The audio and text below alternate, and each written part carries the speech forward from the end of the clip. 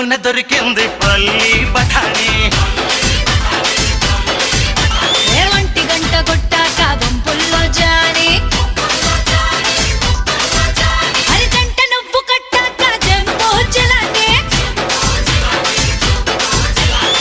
వదిలిపెట్టను దాన్ని అందాన్ని విడిచిపెట్టకు వాణ్ణి పరువాన్ని వద్దొద్దు గుర్తొచ్చి పాత కానీ చీకట్లో చెయ్యాల సిగ్గుల్ని కూనే వినరా